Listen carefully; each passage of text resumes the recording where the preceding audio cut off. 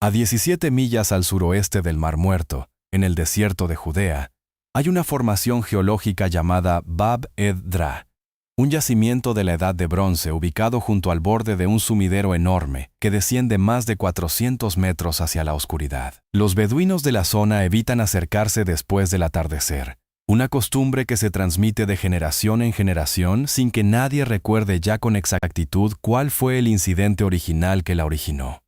Desde 1967, el acceso a esa formación está clasificado como zona restringida, y ningún equipo de investigación ha vuelto a obtener permiso completo para explorarla desde entonces. Y en un texto que la Iglesia decidió no incluir en la Biblia, hay una descripción detallada de una entrada física al abismo, con marcadores geográficos tan específicos que apuntan directo a ese mismo punto del mapa. Ese texto es el libro de Enoc, y lo que describe sobre esa prisión bajo el desierto, sobre quién la custodia y sobre la ubicación exacta que sigue, hasta el día de hoy, fuera del alcance de cualquier investigador, es mucho más concreto de lo que cualquiera esperaría de un texto de hace más de 2000 años.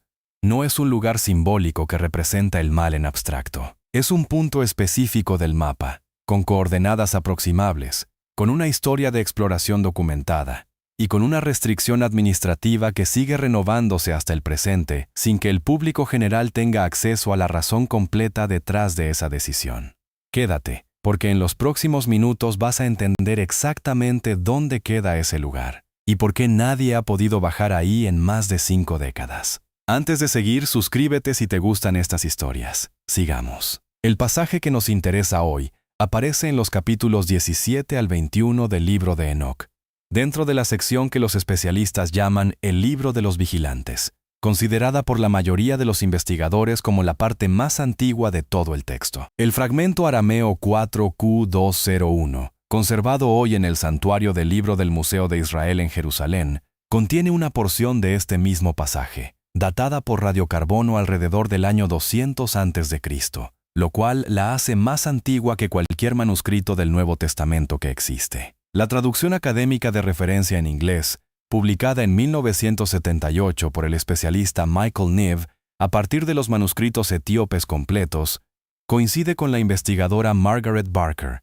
expresidenta de la Sociedad para el Estudio del Antiguo Testamento, en un punto que resulta clave para todo lo que sigue. Ambos señalan que los marcadores geográficos que aparecen en estos capítulos no son simbólicos ni vagos, como suele ser habitual en la literatura apocalíptica de la época.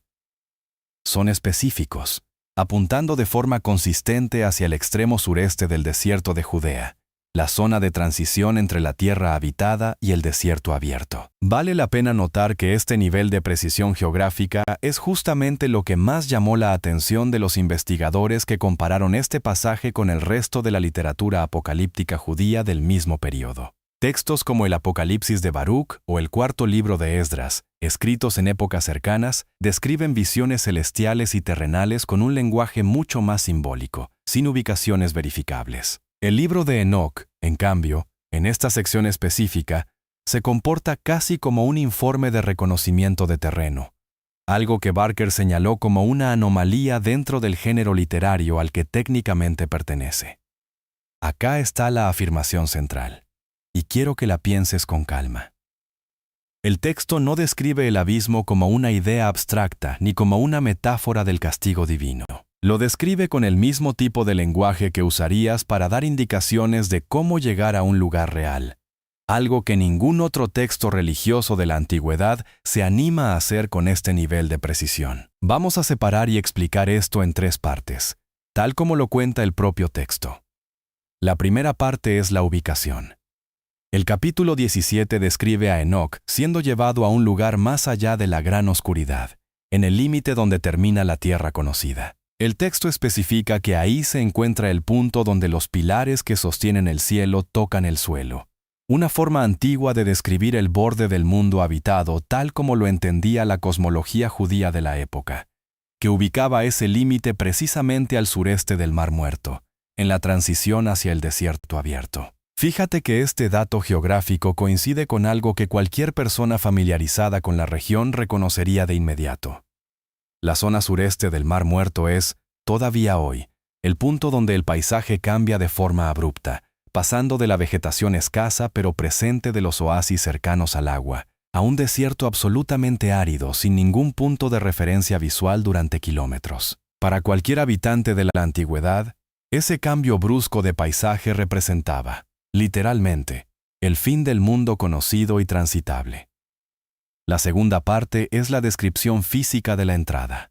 El capítulo 18 describe que Enoc llega a una región de fuego terrible, donde las llamas se elevan del suelo sin consumir nada a su alrededor, rodeada por 7 formaciones montañosas dispuestas en círculo, huecas en el centro, con un pozo profundo justo en ese punto medio. El texto dice que esas montañas están hechas de piedra que arde, una expresión que los traductores modernos identifican con roca volcánica, formada por fuego, no piedra preciosa como sugieren algunas versiones más antiguas. Es interesante notar que Nib, en su comentario de 1978, dedica varias páginas a discutir precisamente esta expresión, señalando que las traducciones más tempranas al inglés y al latín interpretaron piedra preciosa en un sentido casi decorativo, como si el texto describiera una especie de joyero gigante. Nib argumenta, basándose en el término original en gaés, que la traducción correcta apunta mucho más a una descripción geológica que a una descripción de valor material,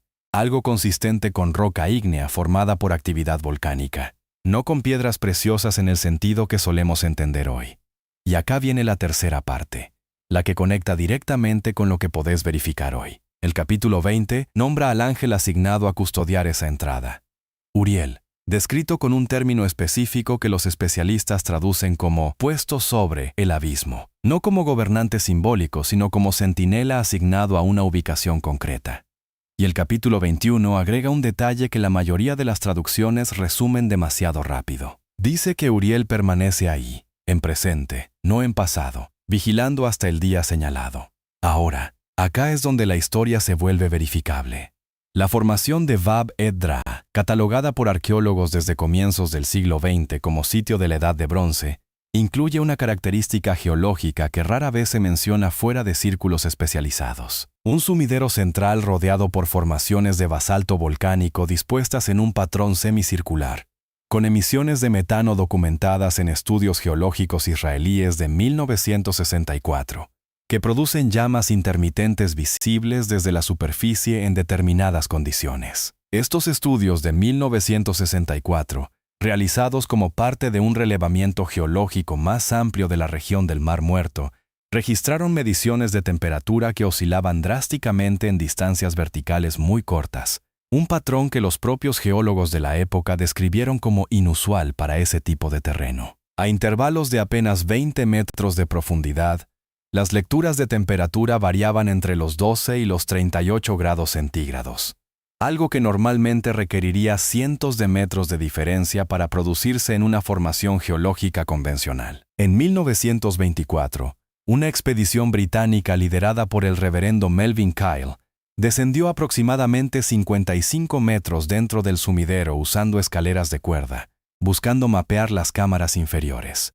Según el diario de campo de Kyle, conservado hoy en el Instituto Albright de Jerusalén, el equipo tuvo que retirarse al llegar a una profundidad donde el calor se volvió insoportable y el aire irrespirable, alternando entre ráfagas de calor extremo y viento helado. Kyle registró además haber escuchado lo que describió como vocalizaciones graves, posiblemente producidas por el viento atravesando fisuras en la roca, aunque su propia anotación deja constancia de que sonaban inquietantemente parecidas a voces humanas en angustia. Kyle recomendó una segunda expedición con equipo de ventilación adecuado. Esa segunda expedición nunca se autorizó. En 1967, tras la Guerra de los 6 días, el gobierno jordano primero y las autoridades correspondientes después clasificaron la zona como área natural restringida, alegando riesgos de seguridad para cualquier persona que intentara descender.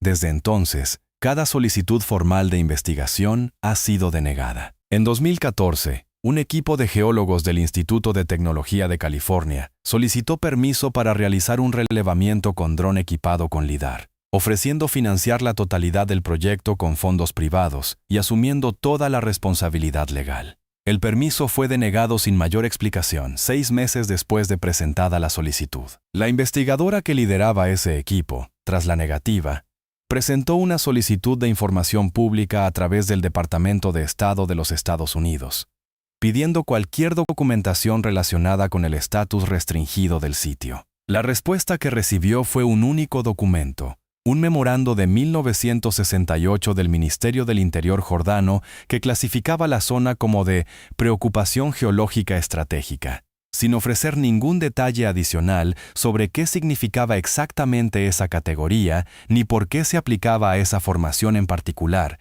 y no a otras similares de la misma región. Ese memorando de 1968 es, hasta el día de hoy, el único documento público que explica, aunque sea parcialmente, por qué esta formación específica recibió un tratamiento administrativo tan distinto al de cualquier otro yacimiento arqueológico comparable en la región. Ningún otro sitio de la Edad de Bronce en Jordania tiene una restricción de acceso equivalente, lo cual vuelve todavía más llamativo que, de todos los yacimientos posibles, sea justamente este el que coincide con la descripción geográfica del libro de Enoc. En 2003, un estudio de radar de penetración terrestre realizado por la Universidad Hebrea detectó un vacío subterráneo significativo bajo la formación, de aproximadamente 800 metros de diámetro y al menos 600 metros de profundidad, según lo que la investigación pudo alcanzar a medir. El geólogo a cargo del estudio declaró después que la regularidad geométrica del vacío no coincidía con los patrones típicos de formación kárstica natural, aunque evitó pronunciarse sobre qué podría explicar esa irregularidad. Fíjate en la diferencia con otros lugares que ya analizamos. No estamos hablando de un manuscrito guardado en la biblioteca de un monasterio, ni de una cueva bajo un templo cuya exploración depende de sensibilidades religiosas compartidas entre varias comunidades. Estamos hablando de una coordenada geográfica concreta, catalogada oficialmente como sitio arqueológico, con estudios geológicos publicados, con una expedición documentada casi 100 años atrás, y con una restricción de acceso vigente, renovada administrativamente década tras década, hasta el presente. El propio texto describe a Uriel vigilando en tiempo presente, no como quien cumplió una tarea que ya terminó, sino como un centinela activo. Y la administración real de ese territorio, sin ninguna conexión aparente con el texto religioso, mantiene ese mismo punto del mapa fuera del alcance de cualquier investigación desde hace más de 5 décadas, con el argumento oficial de que representa un riesgo natural para cualquiera que intente descender. Pensalo de esta forma. Si el libro de Enoc fuera pura invención literaria sin ningún anclaje en la geografía real, la probabilidad de que sus marcadores coincidieran tan específicamente con una formación geológica real, con emisiones de metano documentadas, con temperaturas variables registradas por instrumentos modernos, y con un vacío subterráneo detectado por radar 70 años después de escrito el texto, sería sencillamente muy baja. No estoy diciendo que haya un ángel custodiando literalmente esa entrada. Pero la coincidencia entre lo que describe un texto de hace más de 2000 años y lo que confirma la geología moderna, sumada a una restricción de acceso administrativa que sigue vigente sin relación aparente con el propio texto, es mucho más de lo que cualquiera esperaría de una simple casualidad literaria. Y volvamos a algo básico que quizás ya se te ocurrió mientras escuchabas esto. De todos los cientos de sumideros y formaciones geológicas que existen en el desierto de Judea y sus alrededores, la enorme mayoría accesibles sin ningún tipo de restricción, es justamente uno solo, con estas características geológicas tan específicas, el que terminó bajo clasificación administrativa especial desde hace más de 5 décadas. Podés llamarlo coincidencia si querés, pero es, como mínimo, una coincidencia que vale la pena señalar en voz alta. Hay un detalle más del propio texto que vale la pena mencionar antes de seguir, porque refuerza la idea de que estamos frente a un relato con pretensión de reporte físico, no de visión simbólica. El capítulo 17 describe que, al acercarse a la entrada, Enoc siente que el aire se vuelve pesado y difícil de respirar, que su piel se siente alternadamente quemada y congelada, y que el suelo bajo sus pies tiembla. El capítulo 18 agrega que escucha un sonido que el texto compara con el rugido de muchas aguas, tan fuerte que apenas puede oír al ángel que lo acompaña hablándole al lado. Ninguno de estos detalles es necesario para transmitir una enseñanza moral o teológica. Son, en cambio, exactamente el tipo de detalle sensorial que encontrarías en el relato de alguien que efectivamente estuvo en un lugar con actividad geotérmica real, describiendo sensaciones físicas concretas. El aire pesado y el silbido característico de las fumarolas. El contraste de temperatura entre el calor del suelo y el viento del desierto. Y el temblor del terreno asociado a la actividad geológica subyacente. Es exactamente el tipo de descripción que un geólogo moderno reconocería de inmediato al visitar una zona con las características que documentaron los estudios de 1964. Antes de cerrar, vale la pena aclarar algo para quien quiera investigar esto por su cuenta. El nombre Bab ed-Dra aparece en la mayoría de los mapas arqueológicos estándar de Jordania, y las coordenadas generales de la zona son de conocimiento público, documentadas en decenas de publicaciones académicas sobre la Edad de Bronce en el Levante. Lo que no está disponible públicamente, y lo que ninguna búsqueda en Internet te va a mostrar con precisión, es el punto exacto del sumidero central y los resultados completos del estudio de radar de 2003, que sigue parcialmente clasificado dentro de los archivos de la propia universidad que lo realizó. Bab ed-Dra sigue apareciendo en cualquier mapa satelital actual, fotografiada desde arriba innumerables veces, pero nunca vuelta a explorar en profundidad desde que Kyle tuvo que retirarse hace un siglo. El vacío subterráneo que detectó el radar en 2003 sigue sin mapearse por completo. Cualquiera con acceso a un servicio de mapas satelitales puede ubicar hoy mismo las coordenadas aproximadas de esta formación, ver el contorno del sumidero desde el aire y confirmar que sigue exactamente donde el texto lo describió hace más de 2000 años. Lo único que nadie puede hacer, ni con el permiso oficial ni con el financiamiento privado más generoso, es bajar a ver qué hay realmente en el fondo. Y en un texto que la Iglesia decidió dejar fuera de la Biblia hace más de 1500 años, sigue escrito con toda claridad dónde queda la entrada, quién la custodia, y que esa vigilancia, según las propias palabras del texto, todavía no terminó. Si llegaste hasta acá, suscríbete al canal y nos vemos en el próximo video.